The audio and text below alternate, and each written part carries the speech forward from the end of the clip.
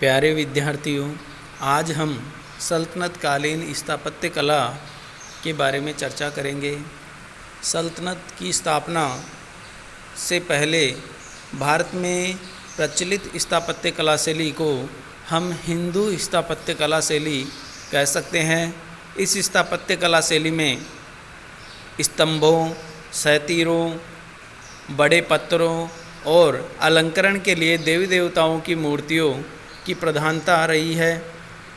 परंतु चूंकि तुर्क मध्य एशिया के रहने वाले थे और वहाँ से विजेता शासकों के रूप में भारत में ये आए थे, तो अपने साथ स्थापत्य की एक नई शैली जिनसे ये पहले परिचित थे, अर्थात मध्य एशिया में प्रचलित स्थापत्य कला शैली जिसको इस्लामी स्थापत्य कला शैली कहते हैं, वो लेकर साथ आए। इस्लामी स्थापत्य कला शैली की प्रमुख विशेषताओं की अगर बात करें तो गुंबद, मीनारे, महराब और अलंकरण के लिए ज्यामितीय आकृतियाँ, सुलेख जिसमें कुरान की आयतों को लिखा जाता है और चमकीली टाइल्स का प्रयोग आदि विशेषताएं इस्लामी स्थापत्य कला शैली की है, जो कि ये अपने साथ लाए थे। परंतु चूंकि भारत में परिस्थितियां अलग थी, यहाँ के अधिकांश कारीगर हिंदू स्थापत्य कला शैली के बारे में जानते थे और इन शासकों के द्वारा भी इन्हीं कारीगरों का प्रयोग किया गया। साथ ही साथ कई मंदिरों को मस्जिदों में तब्दील किया गया। साथ ही पुराने अवशेषों के सामग्री का प्रयोग नवीन इमारतों के अंदर किया गया, जिसके परिणाम स्वरूप स्थापत्य कला की एक नई शैली उभर कर सामने आई, जो कि सल्तनत काल में अक्सर प्रयोग में लाई गई, जिसको हिंद इस्लामी कला शैली या इंडो सार्सेनिक स्थापत्य कला या भारतीय मुस्लिम स्थापत्य कला शैली के नाम से जाना जाता है। अर्थात सल्तनत काल में जिस स्थापत्य कला शैली का प्रयोग किया गया वो हिंद इस्लामी या भारतीय मुस्लिम या इंडो सार्सेनिक स्थापत्य कला शैली थी, जिसमें दोनों ही हिंदू और मुस्लिम स्थापत्य कला शैलियों का मिश्रण था। जैसा कि अपन पूर्व में बात कर चुके हैं, हिंदू स्थापत्य कला शैली में स्तंभों, बल्लियों, बड़े पत्थरों एवं मूर्तियों का प्रयोग किया जाता था, जबकि इस्लामी स्थापत्य कला शैली में महराब, गुंबद, मीनारे, छोटी व हल्की ईंटों का प्रयोग, ज्यामितीय आकृतियों, सुलेख व चमकीली टाइलों का प्रयोग विशेषकर किया जाता था। सल्तनत काल में जिन प्रमुख इमारतों का निर्माण हुआ उनके बारे में मोटे रूप से हम यहाँ पर चर्चा करेंगे। सबसे पहले कुतुबुद्दीन ऐबक के द्वारा कुव्वत उल इस्लाम मस्जिद का निर्माण करवाया गया दिल्ली के अंदर। इस मस्जिद का निर्माण, जिसकी फ़ोटो अपन यहाँ पर देख रहे हैं,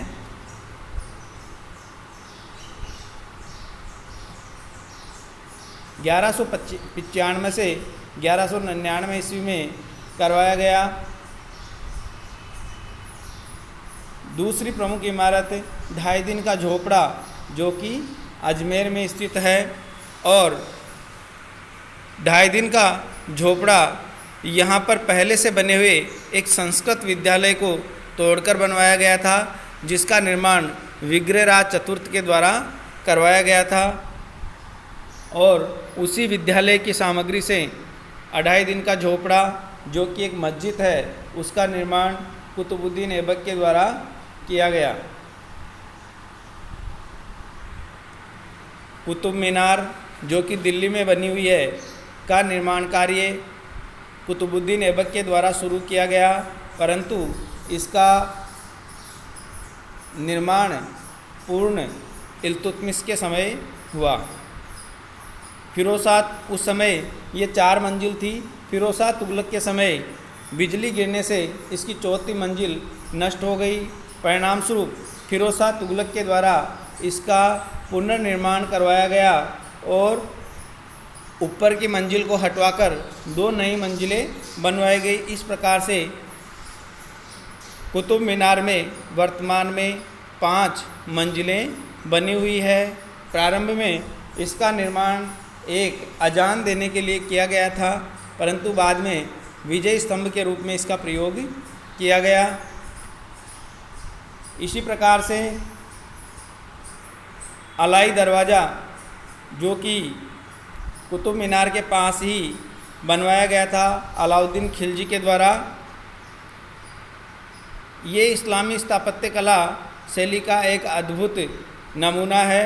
मॉर्सल के द्वारा इसको इस्लामी स्थापत्य कला शैली का हीरा बताया गया है और अपने अलंकरण के लिए ये प्रसिद्ध है। अलाई का दरवाज़ा,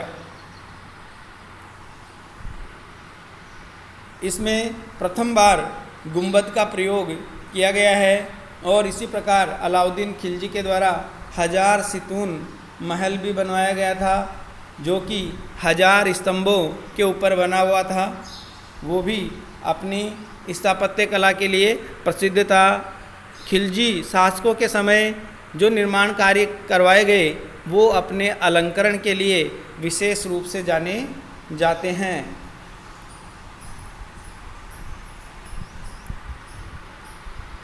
खिलजियों के बाद में तुगलकों के द्वारा भी स्थापत्य कला को प्रश्रय दिया गया। गयासुद्दीन तुगलक के द्वारा तुगलकाबाद, मोहम्मद बिन तुगलक के द्वारा जहाँपनाहबाद, फिरोज शाह तुगलक के द्वारा फिरोजाबाद, फिरोज शाह कोटला, हिसार, जौनपुर आदि कई नगर तुगलक काल में बसाए गए और इनके द्वारा हमारे को तुगलक कालीन स्थापत्य कला के बारे में जानकारी मिलती है। तुगलक काल की स्थापत्य कला शैली की प्रमुख विशेषता अलंकरण रहित सादगीपूर्ण निर्माण था और ऐसा माना जाता है क्योंकि तुगलक काल में राजकोष रिक्त हो गया था, जिस कारण से इन्होंने सादगीपूर्ण निर्माण कार्य करवाए। और दूसरी प्रमुख विशेषता थी सलामी दीवारें अर्थात ढलवां दीवारें, जो कि नीचे से मोटी और ऊपर से क्रमशः पतली होती जाती थी। जिस प्रकार से हाथी की सूंड मोटी और ऊपर से मोटी और नीचे उत्तरोत्तर पतली होती जाती है, इस प्रकार से इन दीवारों का निर्माण कार्य तुगलक काल में करवाया गया था, जिनको सलामी दीवारें कहा जाता है। ये उस समय की महत्वपूर्ण विशेषता है। सैयद वंश और लोदी काल में जो स्थापत्य कला में जो गिरावट आ रही थी, अलंकरण में जो कमी आ रही थी, उसको पुनः सुधारने का प्रयास किया गया, परंतु उनको सफलता नहीं मिली। लोदी काल में सिकंदर लोदी के वजीर मियाँ भुआ के द्वारा बनाई गई मोठ मस्जिद, जो कि दिल्ली में है, प्रसिद्ध है। इस प्रकार से सल्तनत काल में हिंदू और मुस्लिम स्थापत्य कला शैलियों का मिश्रण हुआ और एक नई स्थापत्य कला शैली उभर कर सामने आई, जिसको हिंदू इस्लामी स्थापत्य कला शैली के रूप में जाना जाता है। धन्यवाद।